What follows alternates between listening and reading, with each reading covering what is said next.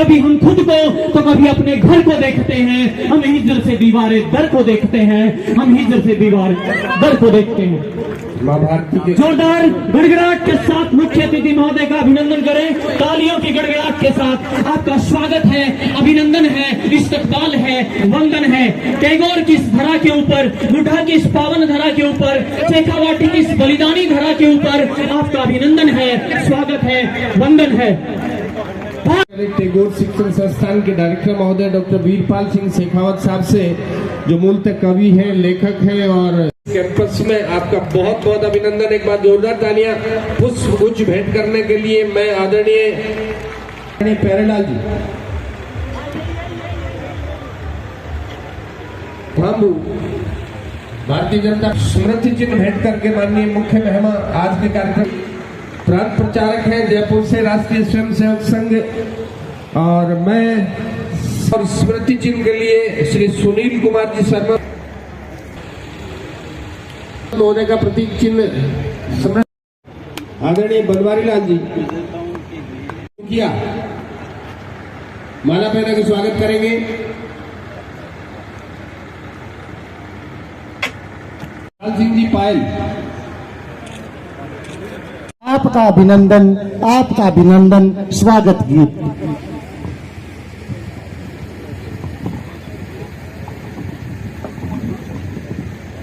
Hello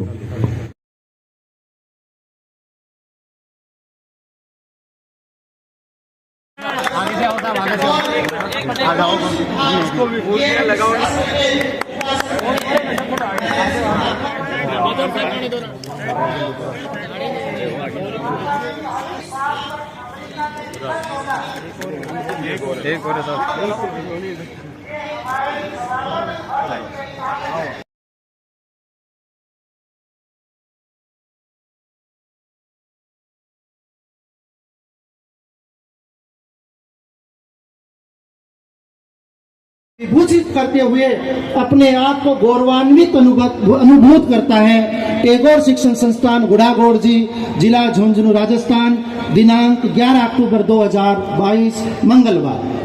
साहित्य के क्षेत्र में आपकी अभूतपूर्व उपलब्धियां, आप माता सरस्वती के योजना अंतर्गत 15,000 किलोमीटर पैदल चाल विविध चरणों में विविध अंतर्राष्ट्रीय रिकॉर्ड बनाने पर संस्थान समाज गौरव सम्मान से विभूषित करते हुए अपने आप को गौरवान्वित अनुभूत करता है। टैगोर शिक्षण संस्थान गुड़ागोड़ जी, जिला झुंझुनू, राजस्थान। श्री दिनेश कुमार जी साखला राज्य स्तरीय व राष्ट्रीय स्तर के पदक विजेता उत्कृष्ट प्रदर्शन करने पर समाज गौरव सम्मान से विभूषित करते हुए हम अपने आप को गौरवान्वित अनुभूत करते हैं। श्री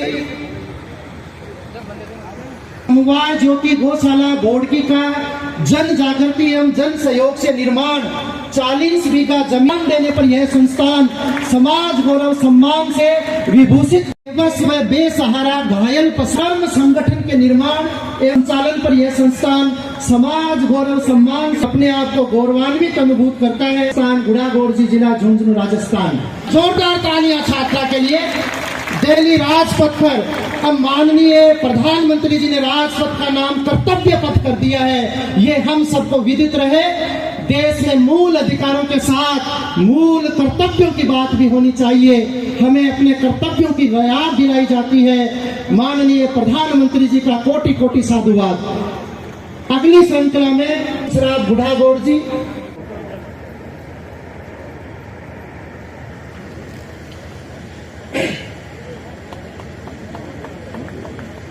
कहूंगा सिर्फ, और फिर अपनी बात को पूरा कर गजेंद्र सिंह जी को बुलाऊंगा।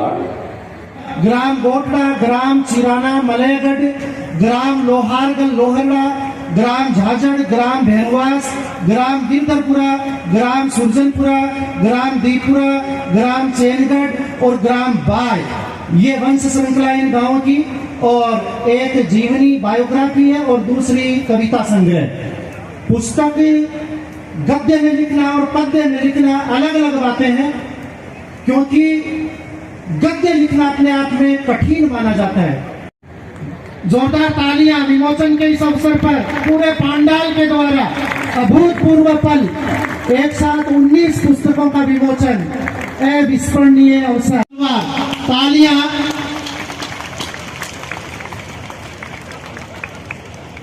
इलान देनी आपनी हालर या हुलराय, मात सिखावे पालने मरण बढ़ाई माय, राजस्थान की आन बान और शान का प्रतीक तलवार। तालियां, जोरदार तालियां। મને भी लागे कि देश बदल गयो और वो आई खातर लागे। मारो बचपन ले अब तक को अनुभव हो कि स्कूल में लेट जावे तो मार साहब के तो मुर्गो बनाया करे के हाथ ऊंचा कर खड़ा करया करे। देश बदल गयो, टाइम बदल गया। तो वीरपाल जी की स्कूल में मोड़ो आयो तो भी तलवार दे सब बंदा और फूल माला पहना स्वागत करियो। मैं आपको धन्यवाद करूं, आप सबको अभिनंदन करूं। और मैंने लगे कि देश बदले हो नहीं बदले हो, पर आप लोगों का धीरज ने प्रणाम करूं कि 6 घंटा आप लोगों की इन धीरज के साथ विराजे रहा। विशेष रूप से हमारे मातृशक्ति, हमारा माताओं बहना सब 5:30 बज रही है, जीवन बनाने टाइम है, घर गृहस्थी को काम है, पर फिर आप अठे बिरादर मैंने आशीर्वाद दियो। मैंने लगे कि अगर आप लोग उठ चलिया जाता तो जरूर देश बदले हो भी, वो परिभाषा बदल जाती। वीरपाल जी ने लोकेश दादा बैठे वो जरूर अठे मुर्गो बनाता है। पर स्वराज्य महोत्सव का आयोजन न केवल झुंझुनू के, न केवल राजस्थान के, अभी तो राष्ट्र के उस पौरुष और पुरुषार्थ के नमन का कार्यक्रम है जिसमें मां भारती के प्रखर अस्मिता और स्वाधीनता के बाद इस देश की सीमाओं को सुरक्षित और संरक्षित बनाए रखने के लिए उत्सर्ग और बलिदान का एक गौरवशाली इतिहास रचा है। मैं टैगोर शिक्षण संस्थान के निदेशक, जिनको मैं आरंभ से जब पहली बार मेरा इनसे परिचय हुआ था तब से मैं इनको, इनके ज्ञान, इनके वाक्चातुर्य, साहित्य के प्रति इनकी अभिरुचि, इतिहास की इनकी जानकारी के लिए इनको आदर के भाव से देखता था। मेरा आज वो इनकी तरफ देखने की दृष्टि इस कार्यक्रम में उपस्थित होने के बाद निश्चित रूप से परिवर्तित हुई है। और टैगोर शिक्षण संस्थान के परिवार के सभी सदस्यों का मन पूर्वक, हृदय पूर्वक अभिनंदन करता हूं, अभिवादन करता हूं। अब पुनः ये मातृशक्ति जिन्होंने मुझे आशीर्वाद देने के लिए 6 घंटे तक धीरज धरा है, मैं उन मातृशक्ति की भाषा यदि कोई है, उसका परिचय यदि कोई है, तो देश में शायद शिक्षण संस्थान में आर्यभट्ट से लेकर के भास्कराचार्य से लेकर के सुश्रुत से लेकर के और कणाद तक की मूर्तियों का जो आज अनावरण हुआ है, ये बदलते हुए भारत की तस्वीर का परिचायक है। ये भारत के बदलते हुए तस्वीर की आहट है जिसे आज पूरा विश्व स्वीकार कर रहा है। मित्रों, देश, जैसा आदरणीय वीरपाल सिंह जी ने अभी कहा कि देश बेशक 1947 में स्वाधीन हुआ, हमें स्वराज्य की प्राप्ति हुई और आज देश को आजाद हुए कुछ ही दिन पहले 75 साल पूरे हुए। देश ने आजादी का 76वां साल हम सब के सामने, देश में आजादी का 76वां महोत्सव हम सब ने मनाया। और आप सब ने देखा होगा कि इस बार जिस तरह से आजादी के 75 साल पूरे होने के बाद माननीय प्रधानमंत्री जी की प्रेरणा से उनके एक आह्वान पर देश में नहीं दुनिया में रहने वाले हर एक भारतीय ने जिस तरह से तिरंगे को अपने सम्मान के साथ में घर के ऊपर धारण किया था, देश ने जिस उत्साह के साथ में उस 75 साल को पूरा किया था, मुझे उसके बाद में दुनिया के बहुत सारे देशों में सरकार के कार्यक्रम के नाते, सरकार के कार्यों के नाते प्रवास में जाने का अवसर मिला। जब मुझे डेनमार्क के कोपेनहेगन के भारतीय दूतावास में एक तस्वीर देखने को मिली कि डेनमार्क की लोकसभा के ऊपर, वहां के पार्लियामेंट हाउस के ऊपर भी भारत के झंडे को सम्मान के साथ में फहराया गया। 2 दिन पहले मैं ऑस्ट्रेलिया से लौटा। ऑस्ट्रेलिया में जब मैं अपनी कॉन्सुलेट में गया, अपने दूतावास में गया, दूतावास में चित्र लगा था कि लोटस टेम्पल को पूरे को तिरंगे के रंग के साथ में रोशनी से रंग करके 3 दिन तक वहां रखा था। ये भारत का सम्मान और बदलते हुए भारत की तस्वीर जो पूरी दुनिया देख और पहचान रही है, समझ रही है कि हम सब ने देखा। मित्रों, एक व्यक्ति के जीवन में 75 साल बहुत बड़ा कालखंड नहीं हो सकता है। जो हमारी सनातन परंपरा है उसके अनुरूप व्यक्ति अपने जीवन के 3 पड़ाव, जो 100 वर्ष के जीवन की कल्पना की गई है, उस कल्पना के 3 पड़ाव पूरे कर चुका हो। बाल्यावस्था, गृहस्थावस्था और वानप्रस्थ, ये पूरा करके व्यक्ति अपने जीवन में मोक्ष की प्राप्ति के निहितार्थ वन के गमन करे, ऐसा प्रावधान हमारे ऋषियों ने, हमारे मनीषियों ने किया।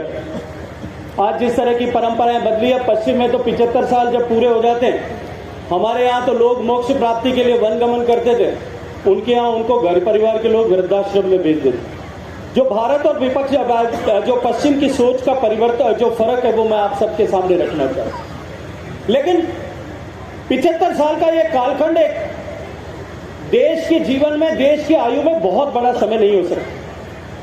और वो भी एक ऐसा देश जिसकी लाखों वर्षों का इतिहास हो, जिसकी लाखों वर्षों की समृद्ध परंपराएं हो, जिसका लाखों वर्षों का एक ऐसा गौरवशाली प्रेरणास्पद इतिहास हो, उसके जीवन में 75 साल का कालखंड कोई बहुत बड़ा और बहुत महत्वपूर्ण कालखंड नहीं हो सकता। लेकिन निश्चित रूप से इस बदलती हुई तकनीकी के समय में, जब सारी दुनिया में परिवर्तन की गति बहुत तेज हो गई है, परिवर्तन की गति इतनी आगे बढ़ गई है कि जितने परिवर्तन एक सहस्त्राब्दी में होते थे, 1000 साल में होते थे, उतने परिवर्तन शायद कुछ दशकों में होने लगे।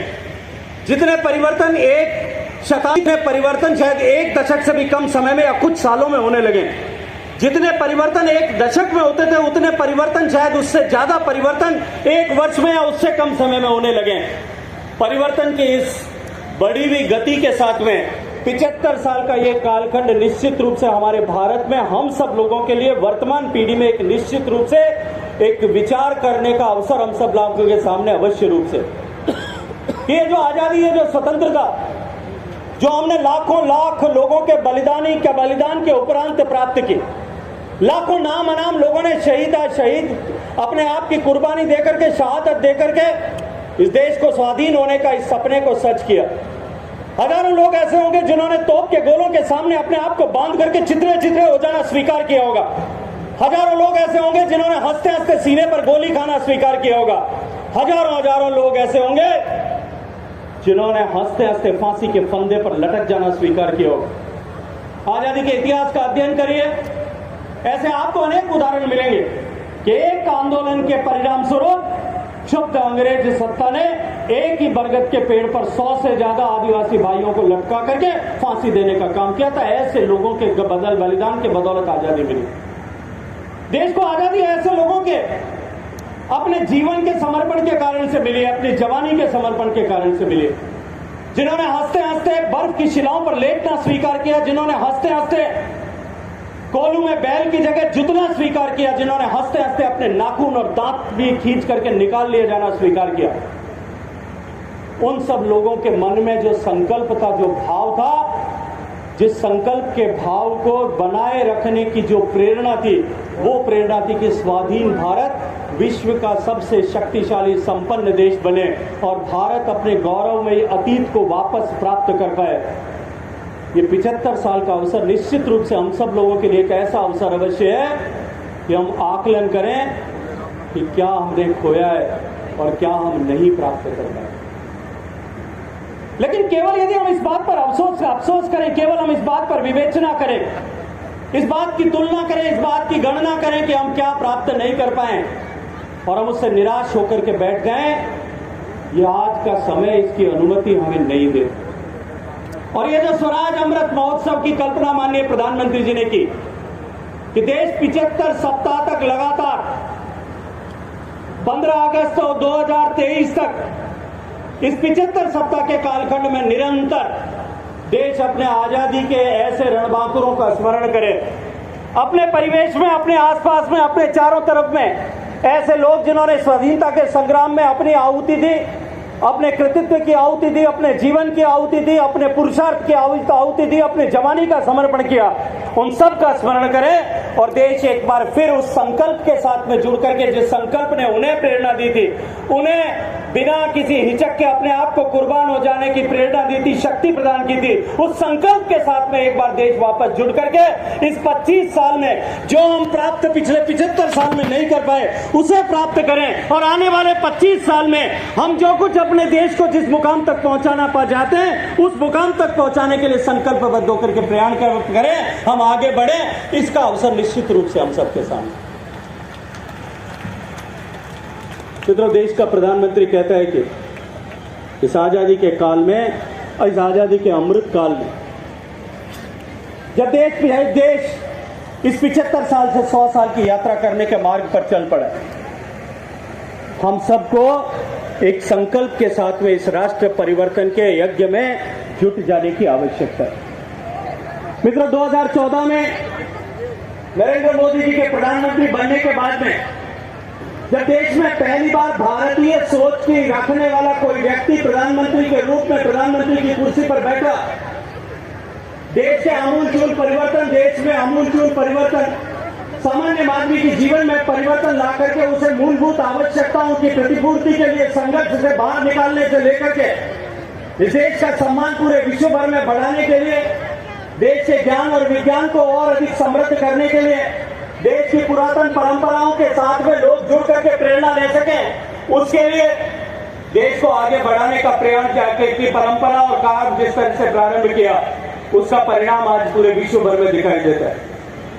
आज पूरे विश्व में भारत, पूरे विश्व में भारतीयता और पूरे विश्व में भारतवंशियों एक नई परिभाषा भारत को मिली। मुझे अनेक वर्षों तक राजनीतिक क्षेत्र में आने से पहले सामाजिक क्षेत्र में काम करते हुए व्यापार और व्यवसाय के निमित्त अनेक वर्षों तक दुनिया के बहुत सारे देशों में जाने का अवसर मिला। हम सब लोगों के भी घर परिवार के बहुत सारे लोग दुनिया के दूसरे देशों में निवास करते हो। इसका एक जुनून की धरती के हजारों की संख्या में बालक जो है मिडिल ईस्ट में, गल्फ कंट्रीज में रहकर के, दुबई में, कुवैत में, यूनाइटेड अरब अमीरात में रहकर के अपना जीवन यापन करते हो। उनसे पूछ करके देखिएगा, हम सबके बहुत सारे लोगों के इस विषय की मन में जानकारी भी होगी।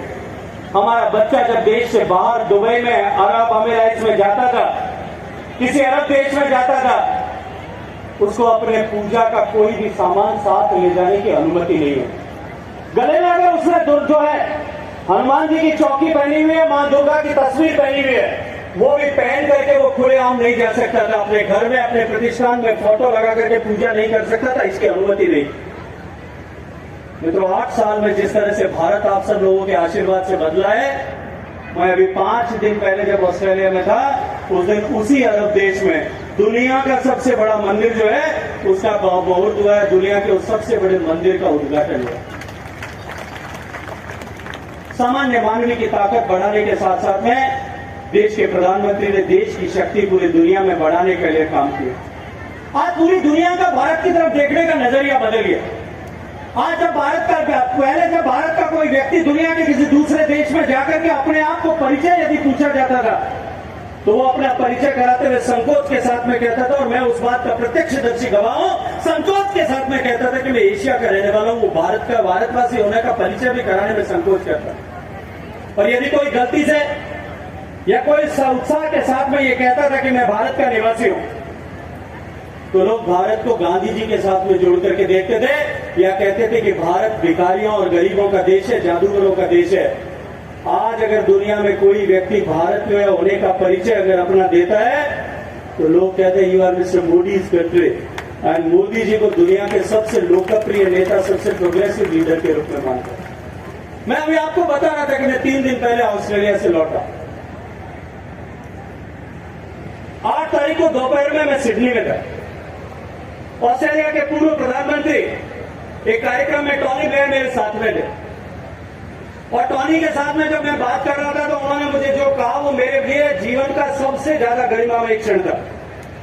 उन्होंने कहा कि वसुधैव कुटुंबकम की कल्पना आपके देश में की गई। एक ग्लोबल विलेज का कॉन्सेप्ट है, it is given by the Indian wisdom to the world. और उन्होंने कहा कि आने वाले समय में यदि ये ग्लोबल विलेज की परिकल्पना साकार हो जाती है, दुनिया का एक ही पूरी दुनिया एक गांव में, एक शहर में, एक देश के रूप में समाहित हो जाती है, तो उस दुनिया का सबसे योग्य व्यक्ति जो उस दुनिया का या उस पूरे दुनिया रूपी देश का प्रधानमंत्री होने का हकदार है, तो वो बना नरेंद्र मोदी। आज उसकी कल्पना बराबरी कोई नहीं कर। निश्चित रूप से हमें 130 करोड़ भारतवासियों का गर्व बढ़ा। आज भारत के ज्ञान की, भारत की विधाओं की, भारत की बौद्धिक मनीषा की जिस तरह से पूरे विश्व में एक नई पहचान बनी है, ये निश्चित रूप से हम सब लोगों के लिए एक ऐसा अवसर है कि भारत के सौभाग्य का सूर्य उदय हो रहा है और हम सब लोगों के लिए एक निश्चित रूप से प्रेरणा का अवसर भी। मित्रों, ये जो 75 साल का कालखंड पूरा हुआ है, आने वाले 25 साल का समय, आज भारत जो है संपरिवर्तन के दौर से गुजर रहा है, ट्रांसफॉर्मेशन के दौर से गुजर रहा है। जब कोई भी देश, कोई भी समाज, कोई भी संस्थान इस तरह के ट्रांसफॉर्मेशन के दौर से गुजरता है, इस तरह के बदलाव के दौर से गुजरता है, ऐसा अवसर हम सभी देशों के सामने, समाज के सामने या संस्थान के साथ में सदा सर्वदा नहीं आता, हमेशा नहीं होता है। कभी कभी देश को इस तरह के अवसर मिलते हैं, कभी कभी समाज को इस तरह के अवसर मिलते हैं। हम सौभाग्यशाली हैं कि हमें ऐसे अवसर में काम करने का, ऐसे अवसर पर जन्म लेने का अवसर मिला है। हम सौभाग्यशाली हैं कि हम सब लोगों को इस समय में देश के लिए बलिदान होने की आवश्यकता नहीं, केवल योगदान करने की आवश्यकता, और हमको योगदान करने का अवसर मिला है। मित्रों, मैं दीवार पे लिखा हुआ पढ़ सकता हूं, जिस तरह से सामने लिखा हुआ है कि भारत जिस पटरी पर चल पड़ा है, नरेंद्र मोदी जी के नेतृत्व में भारत जिस मार्ग पर चल पड़ा है, निश्चित रूप से आने वाला समय भारत का होगा, भारत बदलेगा, निश्चित रूप से भारत बदलेगा। इनएविटेबल है, it is inevitable, it cannot be change. अब निश्चित रूप से भारत बदलेगा और बदल करके रहेगा। लेकिन 25 साल बाद में जब भारत बदल जाएगा, मित्रों, मैं एक ऐसी ऐतिहासिक धरती पर खड़ा हूं जिस धरती के सूरमाओं ने अपनी भुजाओं की ताकत से, अपने पुरुषार्थ से, अपने बौद्धिक कौशल से, अपने व्यावसायिक कौशल से जिस किसी भी क्षेत्र में थे, जिस किसी भी विधा में उन्होंने जाकर के काम किया, वहां उच्चतम स्थान जो है वो प्राप्त किया है। ऐसी गौरवशाली धरती पर खड़े होकर के मैं आप सबसे एक प्रश्न पूछना चाहता हूं कि 25 साल बाद में जब ये देश बदल जाएगा, तब क्या हम अपने आप पर गर्व कर पाएंगे? क्या हम अपने आप पर इस बात के लिए जो है गर्व कर पाएंगे, अभिमान कर पाएंगे कि इस देश के बदलाव में मेरा भी योगदान था? क्योंकि जब कभी भी इस तरह का ट्रांसफॉर्मेशन का दौर आता है, तब समाज के प्रत्येक व्यक्ति, प्रत्येक घटक की जिम्मेदारी होती है, चाहे वो समाज में किसी भी भूमिका में काम कर रहा हो, समाज में किसी भी कर्म क्षेत्र में काम कर रहा हो, उसकी निश्चित रूप से ये जिम्मेदारी होती है कि वो इस बदलाव की प्रक्रिया में सकारात्मक सहयोग करते हुए बदलाव का हिस्सा बने, इस बदलाव के घूमते हुए चक्र की गति को बढ़ाने की दिशा में काम करे। हम सब लोगों को भी निश्चित रूप से इस बात का आकलन हमेशा हमेशा करना चाहिए कि मैं इस बदलाव की गति को बढ़ाने के लिए काम कर रहा हूं या बदलाव की गति को रोकने के लिए कहीं अवरोधक के रूप में काम कर रहा हूं। यदि हम समाज के किसी भी क्षेत्र में हम काम कर रहे हैं, वहां काम करते हुए हमको निश्चित रूप से इस बात का आकलन नित्य प्रतिदिन करने की आवश्यकता है। इस बदलते हुए परिदृश्य में, इस बदलते हुए दौर में, जब मैं ये देखता हूं कि टैगोर शिक्षण संस्थान जैसे संस्थान भारतीय परंपराओं को आगे बढ़ाते हुए इस तरह से हजारों लोगों को एक साथ आगे बिठा करके, हजारों लोगों को एक साथ खड़ा करके उनको स्वराज अमृत महोत्सव के माध्यम से इस बदलाव के चक्र के साथ में प्रेरणा देकर के जोड़ने का काम करते हैं, तो मेरा इस बात का कन्विक्शन, मेरी इस बात की अवधारणा कि देश और बदल जाएगा, निश्चित रूप से बदल करके रहेगा, ये और अधिक बलवती होती है, और अधिक स्ट्रांग होती है, और अधिक जो है फलती और फूलती है। इस अवसर को प्रदान करने के लिए, मेरी इस कन्विक्शन को और अधिक जो है स्ट्रांग करने के लिए, और अधिक दृढ़ करने के लिए आज इस कार्यक्रम में आने का, आप सबसे बात करने का अवसर प्रदान करने के लिए मैं आदरणीय वीरपाल सिंह जी को, आदरणीय प्रदीप जी को, इनको एक बार फिर मन पूर्वक अभिनंदन करते हुए आप सबके श्री चरणों में प्रणाम करते हुए मेरी वाणी को विराम करता हूं। भारत माता की।